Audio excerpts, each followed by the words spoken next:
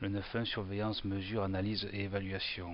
Donc nous avons une surveillance avec une définition du qui, quoi, où, quand, combien, comment et pourquoi, avec une analyse donc des résultats qui peuvent apparaître. Donc une évaluation de la conformité du produit et ou du service, une mesure d'efficacité des actions face aux risques et opportunités, donc au niveau des systèmes, comme je l'ai dit précédemment, au niveau donc, des processus et au niveau opérationnel. Une évaluation de la performance des prestataires externes. On a vu précédemment sur les paragraphes concernés que les prestataires externes devaient être totalement maîtrisés, donc version 2015, encore plus d'exigences sur ces thèmes-là. Des prestataires donc, des processus, performance des processus, puisqu'il n'y a pas uniquement que de la gestion de la présence de processus, là vraiment on a une mesure des performances attendues, puisque nous avons défini des objectifs au niveau des processus. Et du système de management de qualité, bien entendu, on a donc les prestataires qui doivent être maîtrisés, les processus qui sont objectivés et le système de management de qualité qui doit aussi répondre aux objectifs définis par la direction, donc par le top management dans le cadre du leadership. Une mesure aussi des connaissances, compétences et qualifications des personnels. L'audit interne. Alors, l'audit interne, comme vous l'avez vu le voir depuis le début de ce parcours de formation sur la nouvelle version, nous avons quand même un référentiel qui est basé sur une évaluation des résultats plus que des moyens, puisque l'obligation bien sûr de résultats est très très fortement mise en avant. Donc la démarche de l'audit interne, tout comme la démarche d'ailleurs de l'auditeur tierce partie, va être différente de ce qui était exigé sur les versions 2000 et 2008. Là nous avons vraiment besoin de discuter entre l'auditeur et l'audité, que ce soit en interne ou en tierce partie, le schéma est le même. Nous allons avoir une obligation donc de discuter chaque point, puisque l'audité doit faire démonstration et preuve de ses choix quant aux exigences et au respect des exigences du référentiel. Donc l'auditeur, qu'il soit interne ou externe, doit discuter donc avec le top management, les différents pilotes des processus, sur les opérationnels aussi bien sûr, puisque nous avons toujours les trois niveaux que nous avons vu sur le slide précédent.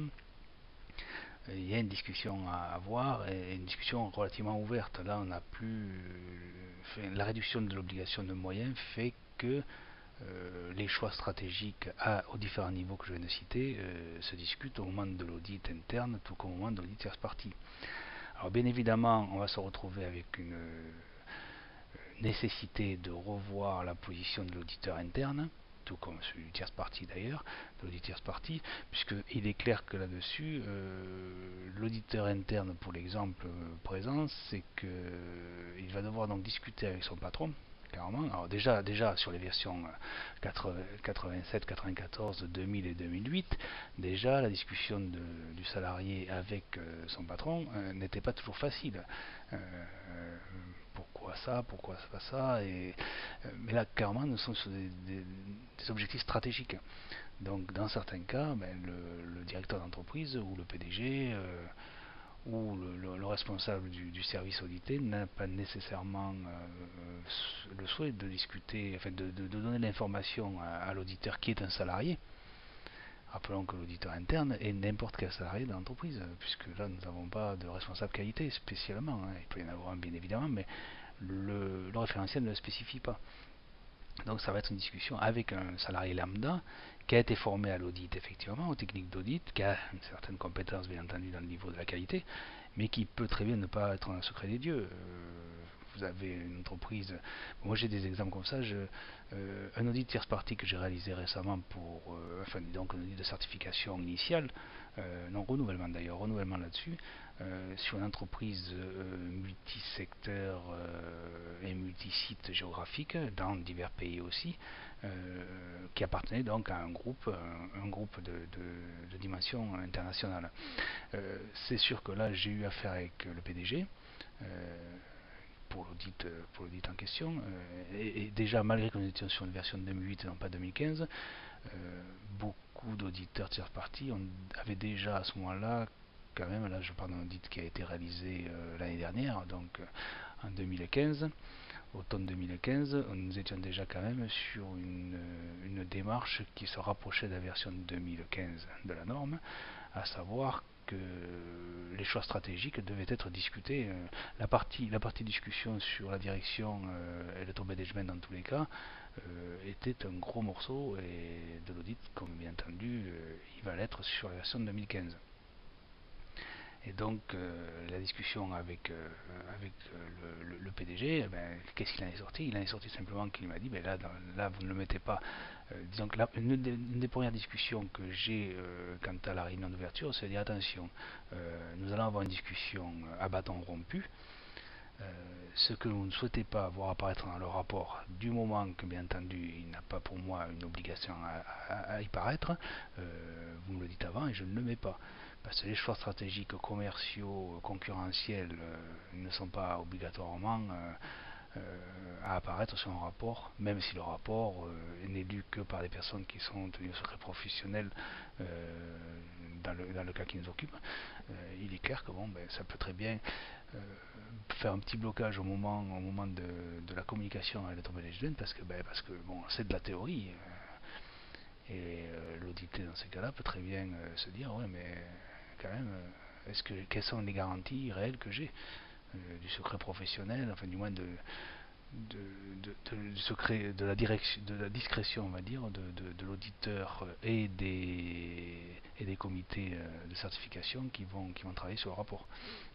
Donc les choses sont clairement établies et encore plus je pense que nécessaire sur la version 2015 de dire en amont attention nous sommes tenus à des obligations de discrétion etc. Mais si vous ne voulez pas voir apparaître quelque chose, nous en discutons parce que pour faire avancer le schmilblick il est clair qu'il vaut mieux avoir une discussion vraiment la plus complète possible. Pour le côté valeur ajoutée de l'audit tierce partie, tout comme d'ailleurs la valeur ajoutée de l'audit interne aussi. C'est vrai qu'il vaut mieux quand même aller au fond des choses et ça permet d'éclairer, ça a permis aussi entre autres pour l'audit tierce partie dont je parlais d'éviter des non-conformités qui auraient nécessairement été notifiées si en amont je n'avais pas en tant que responsable d'audit traité le problème avec la direction. Donc il faut se dire une chose, c'est que l'auditeur interne là-dessus va se retrouver dans une position encore plus difficile, parce que lui-même avec une obligation de réserve et de discrétion, il est clair que son patron, s'il n'en a pas encore discuté, comme c'était mon cas avec ses associés au niveau des copiles, ou avec le CHSCT, toujours je cite ce cas d'école, c'est clair qu'il ne va pas annoncer ça à son auditeur interne, ça met complètement en porte-à-faux. Avec l'auditeur tierce partie, avec les réserves que je viens de citer, il pouvait effectivement communiquer et discuter du sujet, mais par contre en audit interne, il est clair que ça va être très difficile.